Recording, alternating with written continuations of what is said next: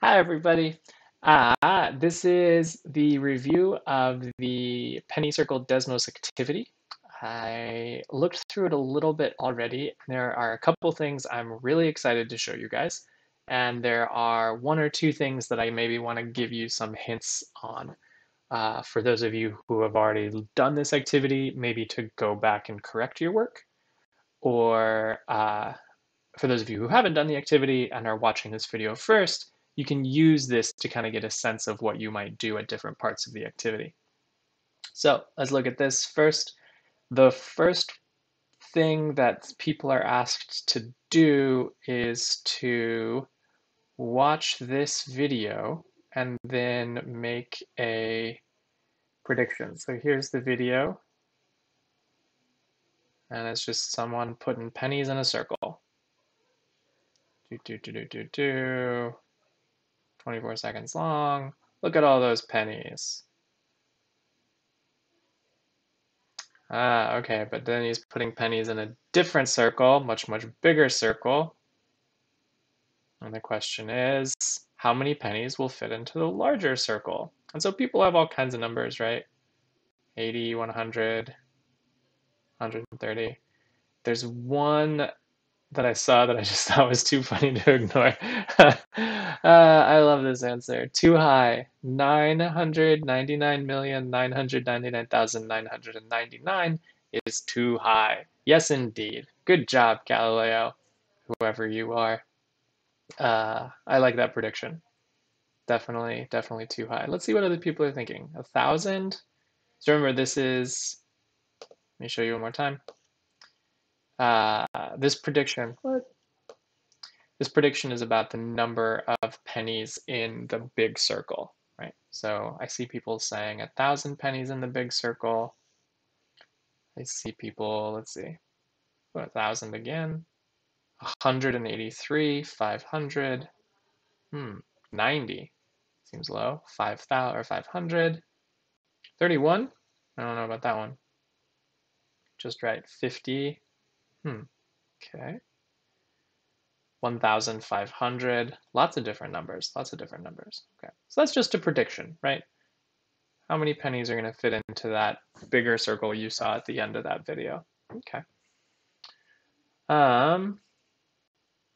This one just shows like people's thoughts, and this kind of shows the range of people's guesses. Okay. A lot of people did this activity already. Their answers are fabulous, but I'm not going to go through and look at them all. I trust that these people did a good job with all of this. And it looks like most part they did, because here's the good stuff. So these points here are taken from the table you created in the previous page, right? So these are all live points you guys have created. What I'm curious about is whether people thought that these points created different kinds of shapes. And looking through it, so this person, Victor Newman Lara, thought that these points created a quadratic model because they think the curve matches. So by quadratic model, they mean they think this shape kind of like follows the points. Instead of, if I click linear, instead of a straight line. They're saying a line doesn't go through the points in the same way for whatever reason. And then exponential would look something like this. Maybe something like that, or like that. I don't know. But this person said none of that worked. This person said quadratic is the one that makes sense. So what did other people say?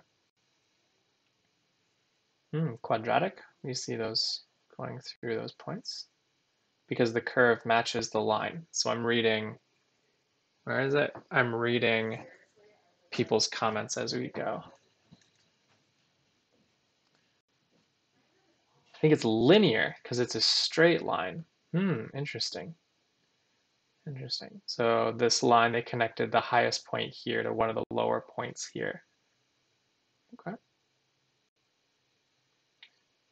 No reasoning.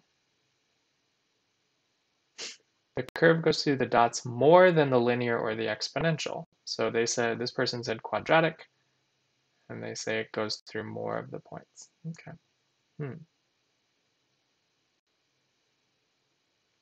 Means that the curve needs to touch the dots. Yeah.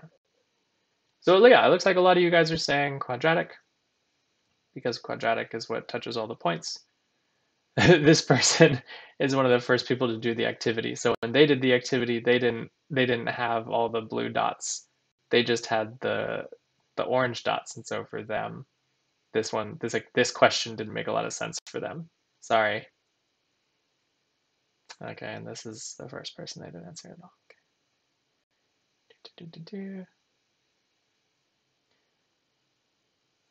Okay. Okay, so this one is now building a model based on everyone's curves.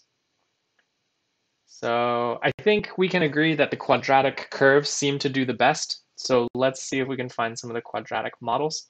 So the model you built on screen 4 is shown in red. So this parabola or this quadratic line is the same as the one from the previous screen. The model you built, the equation of your model is 1.31 x squared. Okay? So your original just right estimate was 1,000 pennies. Remember, the just right estimate was the estimate for the number of pennies in that big circle that was on the floor. Based on everything you know now, make a final calculation. How many pennies fit into the 22-inch circle? So here's the first thing that I wanted to talk about. I think people misunderstood what this model could do for you. So let me point a few things out. So on this curve, this point up here was this particular student's original estimate. Remember, a lot of people estimated 1,000 pennies was the number of pennies in the circle. So that number there is that 1,000 penny estimate. This person then put in the number 140. That 140 is this calculation point right here. But this point doesn't seem to be at all connected to all of the other points and to the curve that got created here. So the thing that we should be thinking about doing is picking a number that helps line up with these points a little bit more. So I'm going to mess with this because I know it doesn't save this person's information. So let's say I pick like 500. Share with class. So now, did you see my calculation is, the calculation for this person is now up here at the 500 mark. So I'm closer to the curve, but I'm not on it. So something you need to go back and do if you've done this already, or you need to do as you're going through it, is be willing to go through and edit your response again. If this point doesn't line up the way you want it to, do something about it. So when you look at this, my challenge to you would be, can you get this point to actually be closer to this curve? And I think you can, but this will require you to actually go back and do it on your own. So 600? Okay, closer. So then what do you think that point's going to be? Can we calculate it, right? A little bit bigger than 600, but how much bigger? I don't know. And I don't think I'm going to go through everyone else's guesses, but this is what you should be willing to do, is go back 600. I still am not super satisfied with, so I would go back and edit it again. Maybe 700?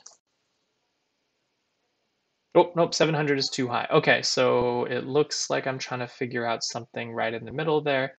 Maybe 650. Share with class.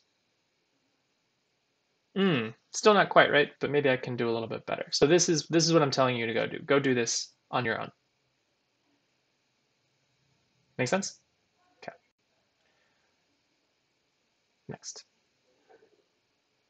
What is the diameter? So this one is hard, right? Because this is just saying if I have 2,000 pennies, what could I do to figure out the number of things? And this is not something, they don't give us a graph to deal with this. They don't do anything. And so this person was like, well, 200 is a number and I'm confused. Fair enough. This is an extension though. So this one is meant to like stretch your thinking if you need to go on a little bit more. So that's the, I like this one. Do you want to use pennies in a 40 diameter circle or nickels in a 20 diameter circle? Let's see if anyone said anything. Nickels are better, but they don't say why. I don't really like pennies. I think that would be a lot of pennies. I love that answer. So they picked nickels because who wants a circle of pennies? Nickels are worth more than pennies, even if it's multiplying by 2. Oh, so they're looking at the circle. So this is an interesting question, though, right? This circle, the diameter is 40 versus 20, but it looks like the number of nickels and pennies isn't just doubled, right? You can fit like more than 2 of these circles into this big one. Something to think about when you're thinking about relationships between shapes. I would want pennies because it doesn't matter. They would equal the same. I wonder what that means. Equals the same. Like there's more pennies than nickels, but since pennies are worth less, it would be the same amount of money? Maybe? I don't know. Okay, this person hasn't answered yet. They pick nickels because nickels would be more money. But notice what they're saying, right? It's less area, so there would be fewer numbers of nickels, but since nickels are worth more, maybe they're saying that the nickels would get you more money overall. Smart. More likely to fit. Nickels would be more likely to fit in here. Interesting. Okay. So this is it, right? This was the big thing that I wanted you guys to think about is this slide right here, going through it. This is slide number 5 and it says use your model, and be willing to go back and pick a different number, right? And see if you can get your estimate to do better. I will tell you in the very last slide, I'm going to go to the very last slide. Oh, sorry, second to last slide, the reveal. If you need to know, you can actually go and click play on this video. I'm not going to do it. You can do it on your own. You can click play on this video and you can watch it yourself to realize how many pennies he or this person could fit into that big circle. Just as a reminder, the link to this activity is in your Google Classroom, or if you're watching this video and you don't want to go all the way to Google Classroom, this is the Desmos code for the activity I just reviewed. You can go to student.desmos.com, type in this code 37SQBV, and try it out for yourself. Enjoy, everyone, and please, as always, feel free to email me with questions if you have any. This is the last video I'll be putting out before spring break.